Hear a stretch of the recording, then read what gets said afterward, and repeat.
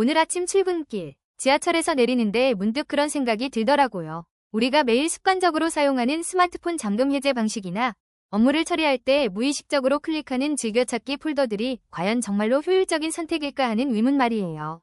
사실 우리는 매일 수천 번의 선택을 내리면서도 그 선택이 정말 합리적인지 따져보기보다는 그저 익숙하고 편안한 길을 택하곤 하죠.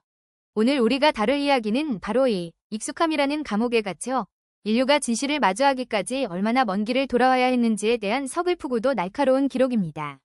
맞아요, 지윤 씨. 사실 뇌과학적으로 보면 그건 게으름이라기보다 생존을 위한 고도의 에너지 절약 전략이거든요. 우리 뇌는 새로운 정보를 처리할 때마다 엄청난 양의 포도당을 소모하는데 이미 검증된 익숙한 패턴을 따르면 뇌는 훨씬 적은 에너지를 쓰면서도 안정감을 느끼게 설계되어 있으니까요.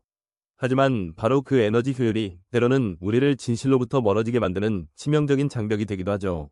오늘은 19세기 헝가리의 산부인과 의사 이그나츠 젬멜바이스가 목격했던 그 비극적인 진실을 통해 우리가 왜 변화를 그토록 두려워하는지, 그리고 그 오만이 어떻게 현대의 우리를 잠식하고 있는지 깊이 있게 파헤쳐 보려고 합니다. 젬멜바이스의 이야기는 사실 역사학계에서는 너무나 유명한 사례라 누군가는 클리셰라고 비판하기도 합니다. 하지만 저는 이 서사가 가진 보편성에 주목하고 싶어요. 1847년, 그는 병원에서 산모들이 원인모를 산효결로 죽어가는 것을 보며 의사들이 시체 해부 직후 손을 씻지 않고 바로 산모를 진료한다는 사실을 발견했죠. 그가 염소석회 용액으로 손을 씻으라고 제안했을 때 사망률은 18%에서 1.3%라는 기적적인 수치로 떨어졌습니다. 그런데 동료 의사들의 반응은 어땠을까요? 그들은 환영하기는커녕 의사가 손이 더럽다는 사실을 지적받았다는 이유만으로 그를 모욕적인 불청객으로 취급하며 학계에서 매장해버렸습니다. 그 지점이 정말 흥미로운데 사실 뇌과학적으로 보면 2022년 네이처 뉴로사이언스에 발표된 연구가 이를 완벽하게 설명해주거든요.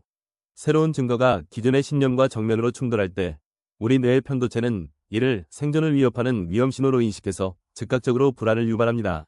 동시에 이성적인 판단을 담당하는 전전두피질의 기능을 억제해버리죠. 즉, 젬멜바이스의 동료들이 그를 비난했던 것은 단순히 성격이 나빠서가 아니라 그들의 뇌가 내 지식이 틀릴지도 모른다 는 불안을 견디지 못해 방어 기제를 작동시킨 결과였던 셈입니다. 우리가 흔히 말하는 고집이나 오만은 사실 내가 스스로를 보호하려는 처절한 몸부림일지도 모른다는 거죠. 하지만 우리가 여기서 멈추면 안 됩니다. 편집장으로서 스스로에게 날카로운 메스를 들이대 봤어요. 우리가 지금 젬멜바이스의 사례를 가져와서 현상유지 편향이나 AI 거부와 억지로 연결짓는 것은 아닌가 하는 의심 말이죠. 사실 19세기 의사들의 권위주의와 21세기 직장인들이 AI를 경계하는 심리는 맥락이 다를 수 있거든요. 그럼에도 불구하고 이 사례가 여전히 유효한 이유는 시대가 바뀌어도 진실보다 내 자존심이 앞서는 인간의 본성은 전혀 변하지 않았기 때문입니다. 28세 대기업 사원인 한 청취자분께서 월요일 아침부터 이런 이야기를 들으니 내가 매일 반복하는 업무 방식이 혹시 낡은 관습은 아닐지 돌아보게 된다고 하셨는데 바로 그 지점이 우리가 이 이야기를 계속해야 하는 이유가 아닐까요?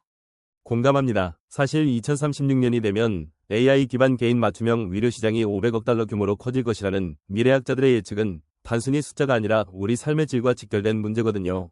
지금 당장 새로운 기술을 거부하고 익숙한 방식만 고집하는 것은 젬멜바이스 시대에 손 씻기를 거부했던 의사들과 다를 바 없는 위험을 자초하는 것일지도 모릅니다. 물론 데이터가 공포 마케팅처럼 느껴질 수도 있지만 2023년 네이처 메디슨에 게재된 연구처럼 AI가 암 조기 발견율을 15%나 높인다는 사실은 부정할 수 없는 진실입니다.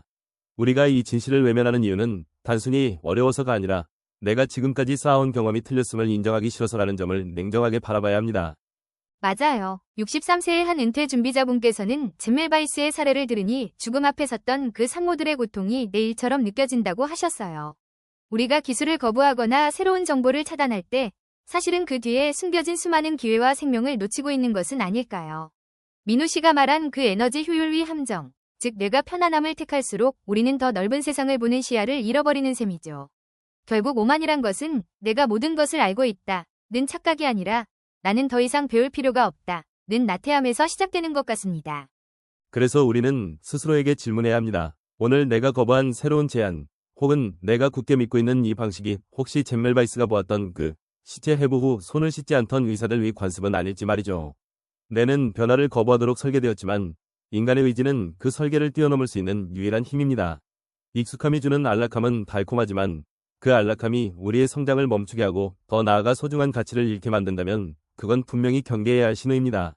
오늘 우리가 나눈 이 대화가 누군가에게는 새로운 시각을 여는 작은 균열이 되었으면 좋겠네요.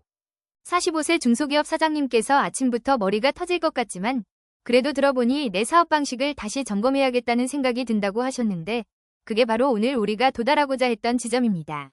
진실은 때로 불편하고 우리의 오만을 정면으로 찌르기에 아프지만 그 진실을 마주할 때 비로소 우리는 한 단계 더 나아갈 수 있습니다.